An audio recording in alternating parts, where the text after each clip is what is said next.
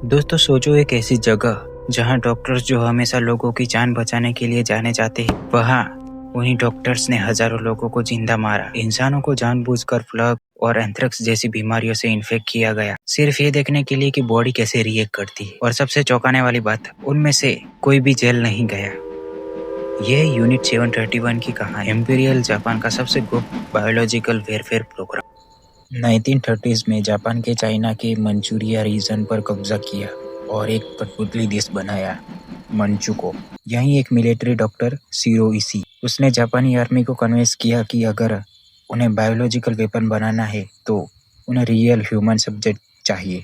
1936 में हर्बिन शहर के पास पिंगफांग गांव में एक फैसिलिटी बनाई गई। बाहर से एक वाटर प्यूरिफिकेशन प्लांट, लेकिन अंदर जो होता था उसका पानी से कोई लेना देना था ही नहीं। यहाँ पर जो लोगों को पकड़ा था, जो मेनली चाइनीज सिविलाइजेशन, कोरियन और सोवियत लोग थे, उन्हें नाम से नहीं नंबर से बुलाया जाता था। उनका कोड नेम था मरुता, मतलब लकड़ी का लट्ठा। एस्टिमेट के मुताबिक 3000 से 12000 तक लोग यहाँ जेलर थे, यानी कि कैदी थे, और इनमें से कोई भी नहीं जिंदा बचा।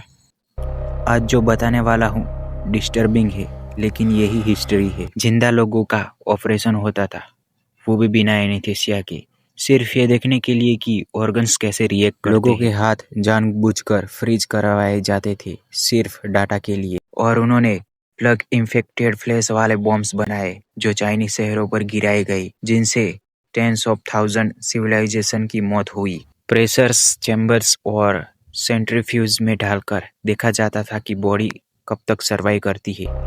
ये सब साइंस के नाम पर होता था, लेकिन असल में ये प्योर टॉर्चर था। 1945 में जापान के सरेंडर से पहले इसी ने ऑर्डर दिया कि पूरी फैसिलिटी को डायनामाइट से उड़ा दिया जाए। सारे विटनेस और डॉक्यूमेंट खत्म कर दिए गए। लेकिन असली ट्विस्ट ये है कि जब अमेरिकन फोर्स को इस यूनिट के बारे में पता चला, तो उन्होंने इसी और उसकी टीम को वॉर क्राइम से इम्यूनिटी दे दी। क्यों? क्योंकि कोल्ड वॉर शुरू हो चुका था और अमेरिका सोवियत यूनियन से पहले बायोलॉजिकल वेरफेयर का डाटा चाहता था। इंसानों की जान लेकर बनाया गया डाटा एक डील बन गया। इसी कभी जेल नहीं गया और 1959 तक आराम से जिंदा रहा। आज भी जापान में इस टॉपिक पर बहुत ही कम बात होती है।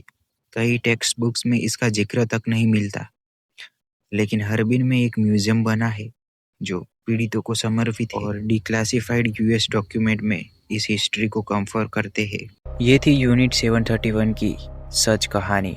फिक्शन से भी ज़्यादा डरावनी है, क्योंकि ये सच है।